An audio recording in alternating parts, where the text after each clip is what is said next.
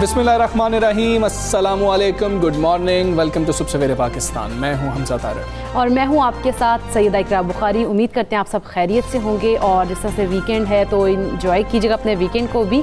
लेकिन सबसे पहले तो जैसे हम लोग बात करते हैं ना हमजा, कुछ लोग होते हैं तोते की तरह बोलने की उनको आदत होती है। जैसे बहुत सारे लोग जो कहते हैं, मुझे कहते हैं कि इकरा तो तोतों की तरह बोलती ही रहती है ना। अच्छा, लेकिन हम तोतों के हवाले से हमने कुछ कहानियाँ सुन रखी हैं। वो कहानियाँ ये होती हैं कि जी तोते जो बोलने वाले तोते होते हैं वो घरों में लड़ाइयाँ करवा देते हैं, वो आने वालों को तंग कर रहे होते हैं, बदतमीज भी होते हैं काफी ज़्यादा। ऐसा मतलब कि कहानियों में हम सुनते भी आए हैं। कुछ रिश्तेदारों के पास अगर ऐसे तोते हों तो हमने ये चीज़ देखी भी है, वो शिकायत करते हैं ना तो हम यकीन नहीं कर रहे होते हैं। हम कहते हैं ये शायद ऐसी ही बात कर रहे हैं, तोता बेचारा कैसे कर सकता है, इतना अच्छा परिंदा, इतना प्यारा सा, कैसे वो छोटा सा। लेकिन अब एक स्टोरी है हमारे पास जो आपसे शेयर करनी है। बरतानिया के एक चिड़ियाघर के 5 तोतों को मेहमानों को बुरा भला कहने पर अवामी नज़रों से ओझल करके अलग बरतानिया के एक चिड़ियाघर में भेज दिया गया, मुंतकिल कर दिया गया। ये उनको सज़ा दी गई। अच्छा, ये जो 5 तोते हैं, आने वाले जितने भी मेहमान आते हैं, जैसे चिड़ियाघर में जितने भी आते हैं लोग उनको बुरा भला कहते थे, उन्हें बद्दुआएं भी देते थे। और इन तोतों के नाम जो हैं वो बिली, एरिक और टाइसन, जेड और एल्सी हैं। अब ये जो वहाँ जाते होंगे ना, विजिट करते होंगे उन चिड़ियाघर में, उन लोगों को पता लग गया होगा ये जो 5 तोते इनको अलग कर दिए तो इसका मतलब है बदतमीजी करते थे, इसलिए अलग कर दिया। सरबराह हैं उस चिड़ियाघर के स्टीव निकोलस, उन्होंने बताया कि शायद तोतों ने लोगों से ये सब कुछ सीख लिया था। तोते खुद से कैसे कर सकते हैं? जो लोग आते थे, तोतों की ऑब्जर्वेशन बहुत अच्छी होती है, तो वो देख रहे होते थे कि लोग किसी की चुगली कर रहे हैं, किसी को बुरा भला कह रहे हैं, किसी को बददुआएं दे रहे हैं। उन्होंने अपने जो है दिमाग में स्टोर कर लिया, वहाँ से सीखा। तोते पहले से कोई बिल्ट इन तो नहीं थे कि वो ये चीज़ें सीख के आए हुए थे। अच्छा, उन्हें तमाम तोतों को लिंकनशायर वाइल्ड लाइफ मरकज़ की कॉलोनी में एक छोटे से चिड़ियाघर में उन्हें रखा गया था। ये 200 के करीब अफ्रीकी ग्रे तोतों जो हैं उनके साथ वहाँ पर रहते थे। लेकिन रफ्ता रफ्ता कहते हैं कि उनके मिजाज में तब्दीली आती गई और स्टीव निकोलस ने बताया कि हम तोतों की बदजुबानी के आदी थे। ताहम ये अजीब बात है कि 5 तोतों में ये अजीब आदत देखी गई जो उनके बिगड़े अखलाक को जाहिर करती है। और इंसान ने कहा कि वहाँ मौजूद जितने भी मतलब दर्जनों तोते हैं वो बहुत शराफती जिंदगी गुजार रहे हैं। बड़े अच्छे बच्चे हैं, बड़े अच्छे बच्चे नहीं थे, क्लास के अच्छे स्टूडेंट्स में इनको अलहदा कर दिया गया है। और उन्होंने ये भी बताया कि जो लोग वहाँ पर आते थे देखने के लिए, ये बदजुबानी कर रहे होते थे, ये वहाँ पर उनको बद्दुआएं दे रहे होते थे। लोग ज़्यादातर एंजॉय कर रहे होते थे कि यार ये तोता किस तरह से कर रहा है। लेकिन कुछ बच्चों की जानिब से, कुछ पेरेंट्स की जानिब से शिकायत की गई है तो इनको अलहदा कर दिया गया है। देखिए, अगर आप बदजुबानी करते हैं ना, तो चाहे आप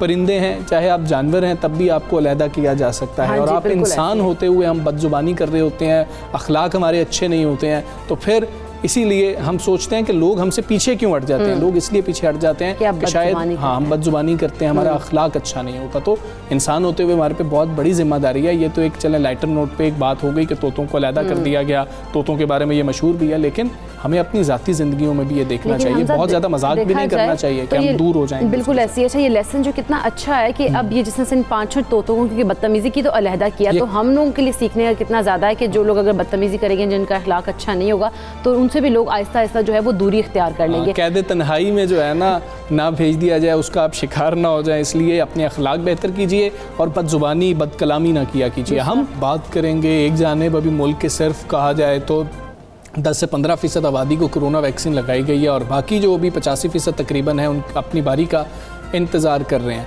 और अगर हम इस हवाले से देखें कि उठने वाली आवाज़ें जो हैं वो सामने आ रही हैं कि नए वेरिएंट से हिफाजत के लिए बूस्टर डोज़ लगाई जाए, तो बूस्टर डोज़ है क्या, इसको लगाना क्यों चाहिए, क्या अब ज़रूरत है वक्त की या नहीं है, इस पर बहुत ज़्यादा सवालात उठ रहे हैं। बिल्कुल सवालात तो उठ रहे हैं। कोरोना माहिरीन के मुशावरती ग्रुप ने एक इजलास में इस बात पर तशवीश का इजहार भी किया। Front line health workers vaccine की दोनों डोज लगने के बावजूद दोबारा कोरोना का निशान बने। इजलास में पेश किए गए अदाद-ओ-शुमार के मुताबिक पंजाब में कोविड-19 के 140 मरीजों में से 10% वैक्सीन के बावजूद वायरस से दोबारा मुतासर भी हुए हैं। अच्छा, जिनमें से बेशतर सरकारी शोबे के अस्पतालों के फ्रंट लाइन हेल्थ वर्कर्स हैं। और इजलास में मुशावरती ग्रुप के chairman professor doctor Mahmood Shaukat ने हेल्थ केयर वर्कर्स को इन्फेक्शन के सामने आने की वजह से वैक्सीन की बूस्टर डोज की तजवीज़ दी और उनका कहना है कि बूस्टर डोज एंटीबॉडीज़ को बढ़ाने में मदद देंगी ताकि बीमारी के आगाज़ के बाद दोबारा पेचीदगियों के खतरे से हम बच सकें। बिल्कुल ऐसे ही। इसके अलावा वैक्सीनेटेड हेल्थ वर्कर्स के लिए बूस्टर डोज के तौर पर मॉडर्ना या फाइजर वैक्सीन जो है उसकी सिफारिशात जो है वो पेश की गई हैं। और दूसरी जानिब अगर बात करें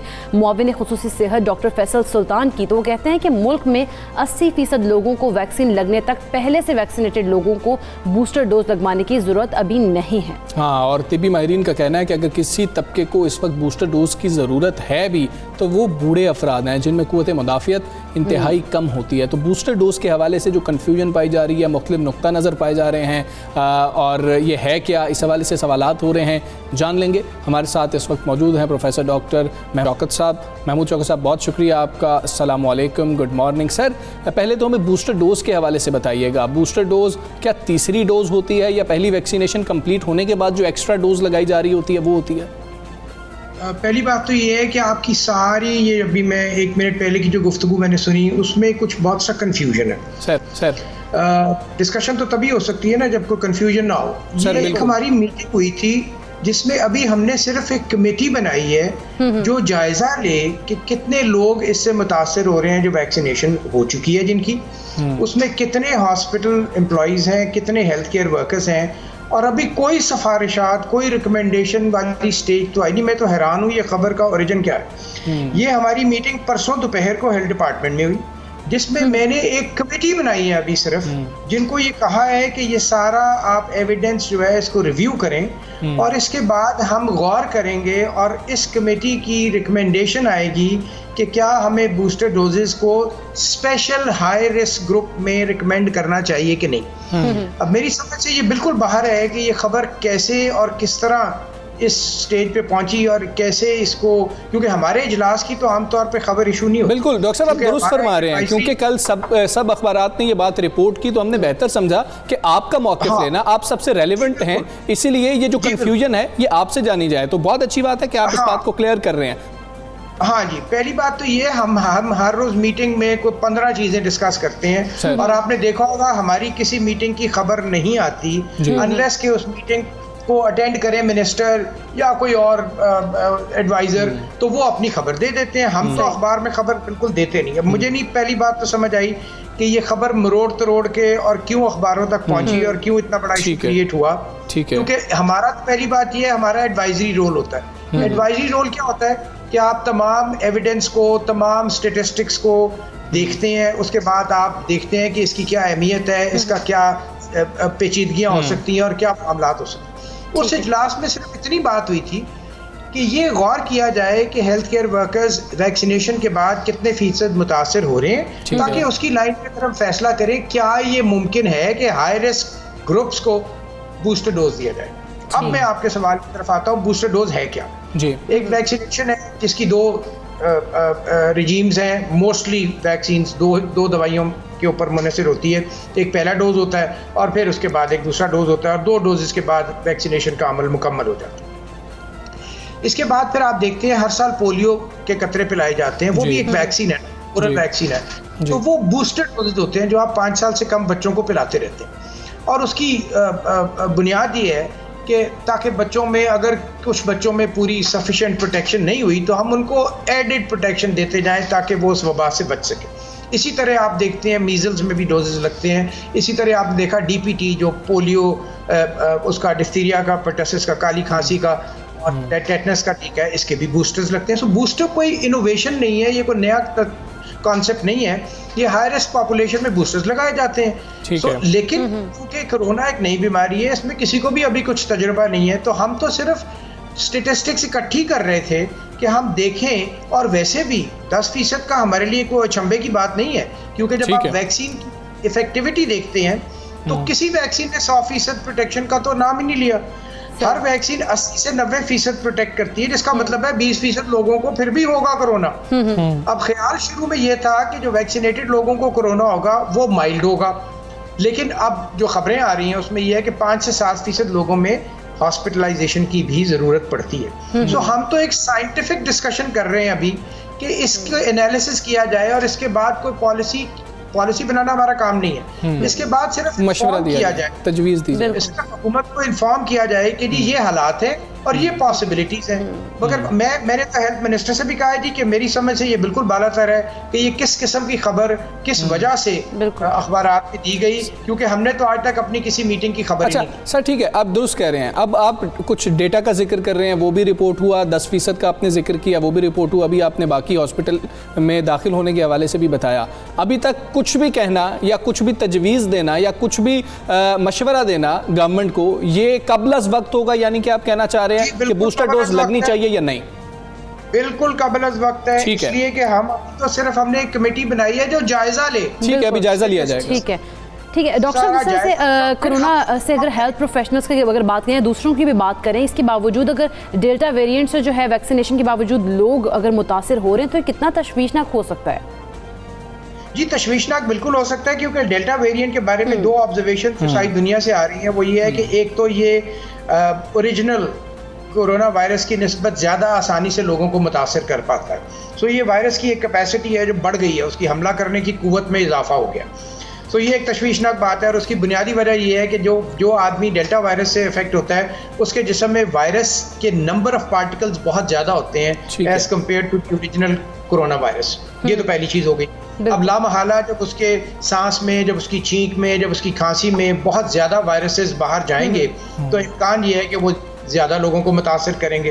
तो ये फिगर इस वक्त को 100 से 150% ज़्यादा इन्फेक्टिविटी की तरफ लोगों का ख्याल है। लेकिन देखिए ये एक नई बीमारी है, इसमें हत्ती और कोई फाइनल ओपिनियन तो अभी कोई भी नहीं दे सकता है, तो वक्त ने साबित करना है। और दूसरी बात यह है कि जैसे पहले ख्याल था, जैसे मैंने आपको बताया कि तमाम वैक्सीन के बारे में ख्याल था कि ये सीरियस इलनेस से 100% महफूज रखती हैं, मगर ये भी अब पूरी तरह साबित नहीं हो रहा। इस हद तक हुआ कि देखिए दुनिया में सब में ये चीज़ें तब्दील हो रही हैं। दुनिया में बूस्टर की बात भी हो रही है, दुनिया में ये भी कहा गया, अमेरिका में ये कहा गया, कैलिफोर्निया में, कि जी अब तो कोरोना तो सिर्फ उन लोगों की बीमारी है जो वैक्सीनेट नहीं हुए। लेकिन वहीं पर से फिर खबरें आ रही हैं कि बहुत से वैक्सीनेटेड लोग मुतासिर भी हो रहे हैं, और अब खबरें आ रही है कि 5% मुतासिर होने वालों को अस्पताल भी जाने की जरूरत पेश आ रही है। तो हम सिर्फ तमाम डेटा लोकल और इंटरनेशनल एनालाइज करते हैं, स्टेटिस्टिक्स का मुआजना करते हैं, उसकी अहमियत उजागर करते हैं, और उसके बाद हम अपना एक ओपिनियन हुकूमत को देते हैं। उसका ना प्रेस से ताल्लुक है, उसका ना किसी और मीडिया से ताल्लुक है। मुझे अभी तक बहुत शदीद हैरत है कि ये अजीबो गरीब खबर कैसे। सर ये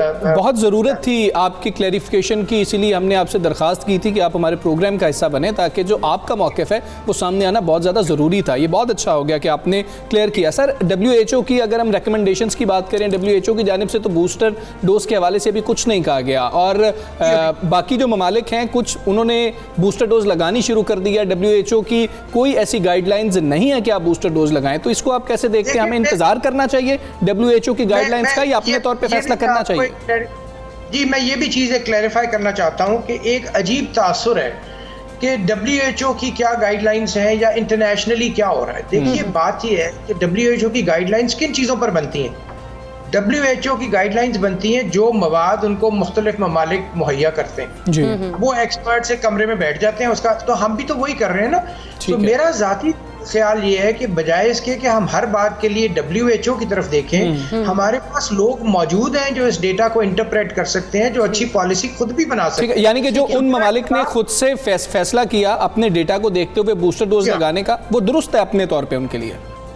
बिल्कुल उनके लोकल हालात में वो दुरुस्त होगा। तो मेरा पॉइंट सिर्फ ये है कि हमें अपने फैसले खुद भी करने हैं, हमें अपने मामलात का जायजा खुद भी लेना है, अपने हमारे जो रिस्क कैलकुलेशन है वो हमें करनी है। ठीक है। अगर मेरे यहाँ रिस्क कुछ और है और WHO के मुताबिक जहाँ उनको डेटा अवेलेबल है रिस्क कुछ और है, तो मैं फिर WHO को फॉलो नहीं कर पाऊंगा। मुझे अपने, हमारे पास इतने लोग हैं, इतना साइंटिफिक डेटा है, हमारे पास कोई कमी तो नहीं है एक्सपर्ट्स की। तो हमें इस पोजीशन में अब आना चाहिए कि हमें अपने फौरी फैसले खुद करने की पोजीशन में आना चाहिए। ठीक बिल्कुल ठीक है। डॉक्टर महमूद शौकत साहब, बहुत शुक्रिया आपका। सुबह सवेरे पाकिस्तान से आप बात थे और ये बहुत ज़रूरत थी इस चीज़ की, क्योंकि कल से ये चीज़ें अखबारात में रिपोर्ट हो रही थी कि इस तरह की कुछ तजावीज़ सामने आई हैं बूस्टर डोज के हवाले से। ख़ास तौर पे जो हमारे फ्रंट लाइन हेल्थ वर्कर्स हैं उनके बारे में ये बात आ रही थी कि वो दोबारा से मुब्तला हो रहे हैं, तो ये लोगों में भी एक कन्फ्यूजन पैदा हो रही थी और ये क्लियर होना बहुत ही ज़्यादा ज़रूरी था, जिसके लिए डॉक्टर महमूद शौकत साहब हमारे साथ मौजूद थे। उन्होंने क्लियर भी कर दिए सारी सूरत हाल को। अब कन्फ्यूजन कहीं बाकी नहीं रही है, इसीलिए आप लोग सिंपल ही जाएं, अपना आपको वैक्सीनेट कराएं, जो कि 2 डोजेस का हम यही कर सकते हैं। अच्छा खैर, इसी से मिलती जुलती एक चीज़ ये भी है कि कोरोना ने हमें पता है कि पूरी दुनिया को हिला के रखा हुआ है, मगर पाकिस्तान में लोग आज भी संजीदा लेने को तैयार नहीं है, खासतौर पे वैक्सीनेशन के प्रोसेस को। और लोगों की एक बड़ी तादाद है जो महज कोरोना को एक साजिश समझती है। हमजा इसी वजह से तो हम देखते हैं ना, ये केसेस जब इतने एकदम नीचे आते हैं तो दोबारा एकदम अब भी हो जाते हैं, क्योंकि वो इस तरह के ख्यालात होते हैं। खैर, गैलप पाकिस्तान के एक ताज़ा सर्वे के मुताबिक 55% पाकिस्तानी अब भी ये राय रखते हैं कि कोरोना वायरस का खतरा सिर्फ मुबालगा आमेज़ है, जबकि 66% लोग वैक्सीन लगवाने के हामी हैं। इसके अलावा तकरीबन 45% पाकिस्तानियों का दावा है कि उनके ख़ानदान के अफराद को वैक्सीन लगा दी गई है। अच्छा, 76% पाकिस्तानी समझते हैं कि हुकूमत कोविड-19 की सूरत हाल को अच्छी तरह से कंट्रोल कर रही है, तमाम इकदाम बिल्कुल अच्छे हैं, बहुत दुरुस्त हैं। तकरीबन 60% पाकिस्तानी अभी तक नहीं जानते कि हुकूमत के जरिए कोविड वैक्सीनेशन के लिए रजिस्टर कैसे करना है। और सर्वे के मुताबिक कोविड-19 के मुआशी असरात मार्च के मुकाबले में कदरे बेहतर होते चले जा रहे हैं। 2021 की बात करें और 2020 और 21 और का हम मवाजना करते चले जाएँ तो गैलप पाकिस्तान का मुआशी फलाह बहबूद का अगर देखें, उस हवाले से भी ये बताया जा रहा है कि जी के 4 इशारियों में कमी आई थी और अब जो है उसमें बेहतरी देखी जा रही है। बिल्कुल ऐसे ही है वो। अब सारी सूरत हाल पे हम बात कर लेते हैं। हमारे साथ गैलप सर्वे के एग्जीक्यूटिव बिलाल गिलानी साहब मौजूद हैं। अस्सलाम वालेकुम, गुड मॉर्निंग। बिलाल गिलानी साहब, क्या वजह है कि 55% पाकिस्तानी समझते हैं कि कोरोना को बढ़ा चढ़ा कर पेश किया जाता है, और क्या वजह हो सकती है कि बाकी ममालिक में भी लोगों की यही राय है, क्या आप समझते हैं? जी, बहुत शुक्रिया, थैंक यू सो मच, आपने इस मौजू पे बुलाया। तो आप तकरीबन 55% जैसे आपने कहा कोरोना को एग्जैजरेटेड समझते हैं, उनके ख्याल से बड़ा मसला नहीं है जितना बना कर दिखाया जा रहा है। इसमें हमने जब लोगों से पूछा तो एक वजह जो सामने आई वो ये थी कि पाकिस्तान में क्योंकि कोरोना उस तरह से फैला नहीं है, तो तकरीबन 20% लोग ऐसे कहते हैं कि वो किसी ऐसे शख्स को जानते हैं जिसको कोरोना हुआ हो। तो क्योंकि हम एक थोड़ी यंग कौम है और मुल्कों के मुकाबले में, तो यहाँ कोरोना की से अमवात भी कम हुई हैं। तो जिसका मतलब हरगिज़ ये नहीं है कि एहतियात नहीं करनी चाहिए, मगर क्योंकि हमारे आसपास और आवाम के आसपास इस तरह के वाक़यात कम होते नज़र आ रहे हैं, तो उन्हें ये महसूस होता है कि शायद इतना बड़ा मसला नहीं है। इसमें कुछ अवामिल इस तरह के भी हैं कि कंस्पिरेसी थेरीज़ पे लोग बहुत बिलीव कर रहे हैं, जो सोशल मीडिया पे दिखाई जाती हैं। हमने ये देखा कि जो लोग सोशल मीडिया ज़्यादा इस्तेमाल करते हैं उनके ख्याल से कोरोना एक कंस्पिरेसी है, एक एग्जैजरेशन है, एक कंट्रोवर्सी है जिस पे बिलीव नहीं करना चाहिए। तो सोशल मीडिया पर चलने वाली फेक न्यूज़ जो हैं वो भी एक पाकिस्तान में इस तरह के रुझान को तक़वियत दे रही हैं। हमने ये देखा कि आपने सवाल किया कि और मुल्कों में ऐसा रुझान पाया जाता है, तो पाकिस्तान तन्हा नहीं है, और भी मुल्क हैं जिनमें ऐसा पाया जाता है, और उन ममालिक में भी यही देखा जा रहा है कि कंस्पिरेसी थेरीज जो सोशल मीडिया पर सर्कुलेट कर रही हैं, बहुत सी अवाम उससे मुतासिर कर इस तरह के ख्यालात का इजहार। ठीक है बिलाल गिलानी साहब, हम देख रहे हैं कि इस सर्वे के मुताबिक 1/3 लोग वैक्सीन लगवाना ही नहीं चाहते हैं। उसकी क्या वजह बताई है, उन्होंने क्यों नहीं लगवाना चाहते? 60% अफराद को पता ही नहीं है कि उसके लिए रजिस्टर कैसे होना है। वो लोग क्या कह रहे हैं?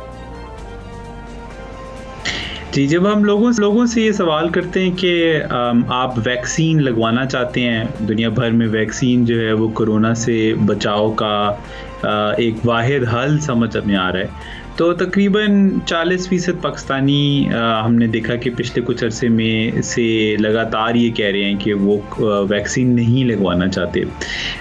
ऐसे लोगों को कन्विंस करने के लिए गवर्नमेंट को उन्हें तन्हा हरगिज़ नहीं छोड़ना चाहिए। एक हमारे यहाँ ये रुझान पाया जाता है कि ऐसे लोगों को हम समझते हैं कि वो कोई उनसे गुफ्तगू नहीं करनी चाहिए, उनके ऊपर ज़ोर आजमाई करनी चाहिए।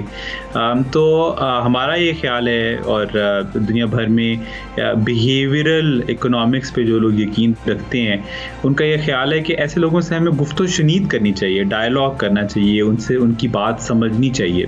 कई दफ़ा ऐसा भी देखा गया कि इस तरह के रुझान रखने वाले लोग जो हैं वो इसलिए भी एक शिद्दत पसंदी इख्तियार कर लेते हैं क्योंकि उनको लगता है कि वो माशरा उनसे गुफ्तगू नहीं कर रहा। तो उनसे बात करनी चाहिए, उन्हें एजुकेट करना चाहिए, उन्हें उनके जहन में जो कंस्पिरेसीज़ हैं उनको एड्रेस करना चाहिए, और जो उनको माशरे को उनको साथ में लेके आगे बढ़ना चाहिए। बहुत शुक्रिया बिलाल गिलानी साहब, आप सबसे पहले पाकिस्तान से बात कर रहे थे और उन्होंने जिस तरह से सर्वे रिपोर्ट है उसके हवाले से पूरा बताया है। तो ये एक जो है एक चीज़ बेहतर है कि जिस तरह से चीज़ें को क्लियर भी उन्होंने कर दी हैं। अच्छा, खैर हम आगे बढ़ेंगे। कल एक वाक़या पेश आया गुज़श्ता शाम को रात को पंजाब में, सिक्योरिटी की क्या सूरत हाल है उस हवाले से कई सवालात वो खड़े करके हैं। मुलज़मान ने गुज़श्ता रात PTI के नामज़द सूबाई वज़ीर असद खोकर के बेटे की शादी की तकरीब में वलीमे की तकरीब हो रही थी, इस दौरान फायरिंग कर दी, जिसके नतीजे में असद खोकर के भाई मुबशर खोकर जो हैं उनको कत्ल कर दिया गया है। इस फायरिंग में जो है वो मतलब कि जामबर नहीं हो सके फायरिंग के नतीजे में। पहले बताया गया था कि वो ज़ख्मी हैं। और वज़ीर आला पंजाब के हवाले से दो बातें आ रही हैं। एक बात ये रिपोर्ट की जा रही है कि जी वो वहाँ पर ही मौजूद थे, बस निकल रहे थे तो फायरिंग होगी। दूसरी है कि वो जा चुके थे, उसके बाद फायरिंग हुई है। तो ये सारी सूरत हाल, बिल्कुल ये सारी सूरत हाल है। और ये भी कहा जा रहा है कि वो उनको सी ऑफ करने के लिए आए थे, तो बाकी तीनों भाई जो खड़े थे गेट पर, तो ये सारा वाक़या पेश आया।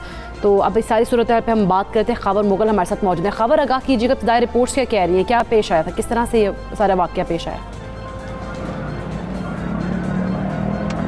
देखिए जी, कल एक सूबाई वज़ीर जिन्हें नामज़द किया गया असद खोकर साहब, जो कि पहले भी सूबाई वज़ीर रह चुके हैं, MPA भी हैं, उनके बेटे की एक शादी की तकरीब थी। और शादी की तकरीब भी कहीं लाहौर के एक पोश एरिया जिसे डिफेंस कहा जाता है, और वहाँ पर वैसे ही सिक्योरिटी जो है वो हाई अलर्ट रहती है क्योंकि वहाँ पर बड़ी बड़ी शख्सियात रहती हैं। तो वहाँ पर ये एक मार्की थी और मार्की में ये वाक़या पेश आया, ये हादसा पेश आया। और उस वक्त पेश आया जब वहाँ पर हाई सिक्योरिटी थी। वज़ीर आला पंजाब उस तकरीब में शरीक थे। ना सिर्फ वज़ीर आला पंजाब बल्कि कई सूबाई वुज़रा, हुकूमती तर्जुमान और हुकूमती शख्सियात और इसके साथ दीगर बड़ी शख्सियात जो हैं वो उस तकरीब में शरीक थी। उसके बावजूद ये वाक़या पेश आना अफसोसनाक है। चूँकि जब भी वज़ीर आला पंजाब ने कहीं भी शिरकत करनी होती है तो 8 क्लब जहाँ पर वो रहते हैं, जो कि CM हाउस भी है, वहाँ से लेकर जिस जगह पर उन्होंने जाना होता है वहाँ तक मैं आपको बताऊँगा स्पेशल ब्रांच की स्पेशल सिक्योरिटी जो है वो रूट पर तैनात होती है, जो कि पैदल खड़े होते हैं और सिविल वर्दी में, जिसका किसी को इल्म भी नहीं होता। तो इतनी बड़ी हाई सिक्योरिटी में जो है वो इस तरह का वाक़या होना ये वाकई अफसोसनाक है।